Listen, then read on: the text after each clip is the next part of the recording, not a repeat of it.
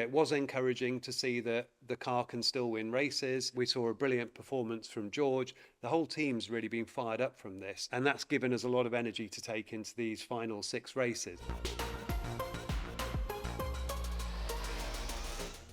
Hello and welcome to the Akkodis Race Debrief. My name's Lee and I'm joined today by Shov.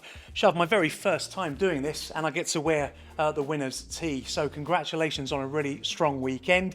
Team debrief was yesterday. How's everyone feeling? Well, really buoyant. It's great to win a race. It was a particularly good day for the team in Brixworth because not only was it a Mercedes race win, it was also another Mercedes-powered Constructors' Championship for them.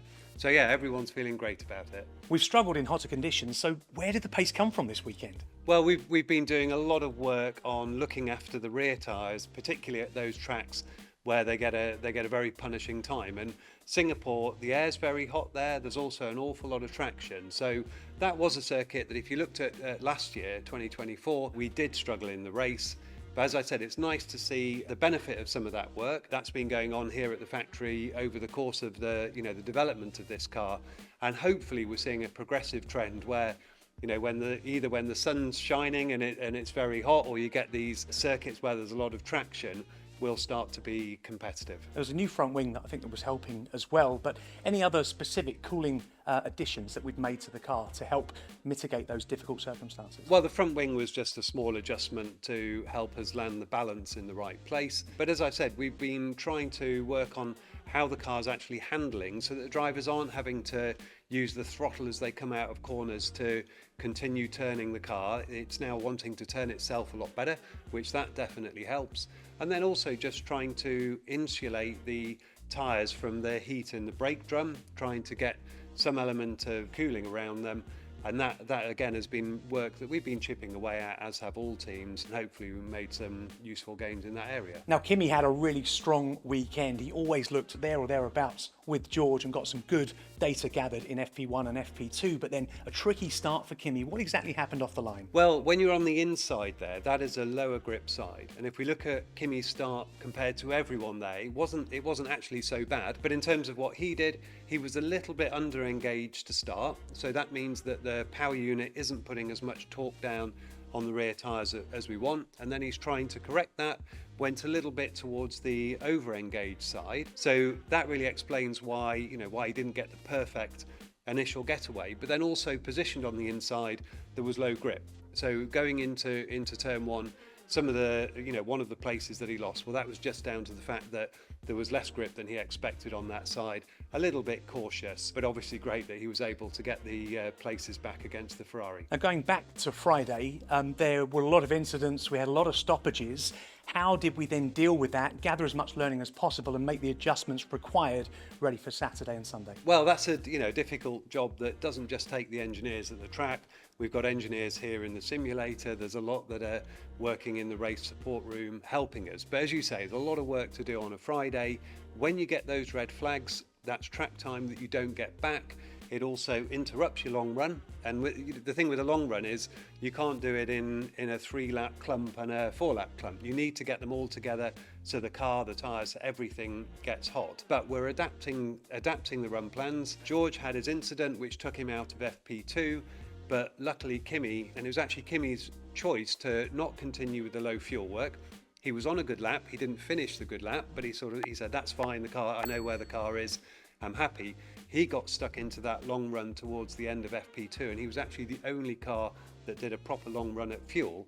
That allows us to then set a more aggressive cooling level, because we had 2 that we were evaluating. We were happy with the more aggressive one that has more aerodynamic performance. It also allowed us to tune the ride heights down to a level where you're confident that you can pass the FIA checks, but you're not needlessly giving up downforce, running the car too high, and then always working on the balance to try and make sure you've got the front end to get around the corners, but not so much that you're hammering the rear tyres. But it was really useful having Kimi on such good form through Friday, because that certainly contributed, the learning from that contributed to the win. Excellent teamwork all around. And just an additional question on that. Come qualifying, Kimi again really on the pace, but that final run in Q3 just not quite tying it all up together. How's he feeling knowing that the car could have been on pole? Well, Kimi was a bit frustrated after qualifying. In his words, he said, "I drove it like an animal." He could see that the car had great potential. He'd been feeling so confident in it all weekend.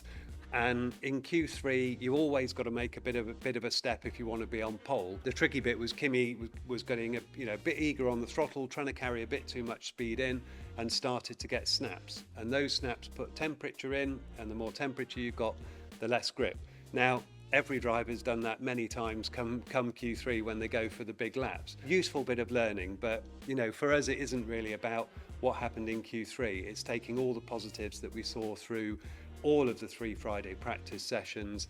That early pace in qualifying was extremely encouraging, not to mention his race pace, which was right on the money. And at the end of qualifying, George's 2 laps actually that were sensational in Q3. I guess he just tied it up absolutely perfectly, but they were pretty breathtaking. Yeah, it was an impressive step, and as I said, that's what you're looking for. If you want to be on pole, it's about making that step into Q3 that the others can't match, and you are walking on a tightrope. If you go easy, you find that you're just not quick enough. You push it a bit too hard, you slide, and you build temperature. But it was an absolutely perfect lap from George. And then delivered on race day. So strategy was looking pretty much like a one-stop for most of the teams going into the race. We ended up bringing both drivers in on the same lap. What was the thinking behind that? Well, we were getting close to stops for both of them. Max had already stopped, and given that we were in a commanding position at the front, we didn't want to push that right to the limit. Now, we did a brilliant pit stop as it happens, but we'd actually left a bit of margin there just in case anything had gone wrong. So that defined George's stop lap. Now, because Kimi'd lost so much time stuck behind the Ferraris, George was actually going to drop just behind Kimi. And what we didn't want was then George either attacking Kimi on fresh rubber because they'd have both lost time, or as having to invert the cars on track, because even that will cost race time for Kimi. Now, we were probably 2 laps or so away from stopping Kimi anyway, maybe 3. Given that they were 20 seconds apart, that was why we decided to do them on the same lap, confident that the pit crew can handle these stacked stops. So the real question now is, can we carry this performance through to the next races? We've got Austin, Mexico, Brazil, just the next 3 coming up, all slightly different characteristics, some altitude to play with. How do you think the performance is going to continue through the next few races? Well, I think, just to try and manage expectations here, if you look at the circuits that we've been strong at, and particularly the races that we've won this year, Montreal, Singapore, well, they're relatively low speed tracks. And there's no doubt that this car is working well at that slow speed corner region where we seem to have very good grip. The drivers have got very good confidence on the big braking zones. What we haven't had so much of in those tracks is the high speed cornering content. And that's perhaps an area where we've struggled a bit. Now, we're still working on that. We're still trying to look for every little bit that's there in setup.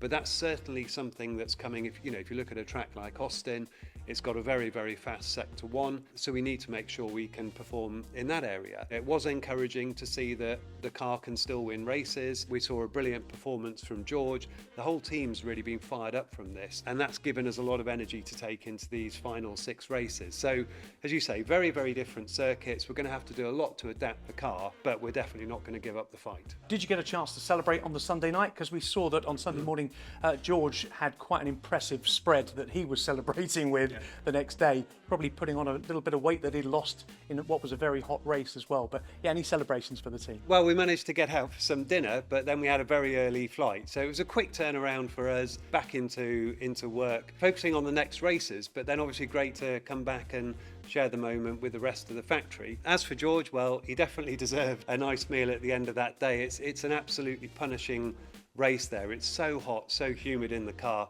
and you've got a really busy circuit where there just isn't any moment for them to have a rest. So it's nice to see that he could at least enjoy a relaxing Sunday evening.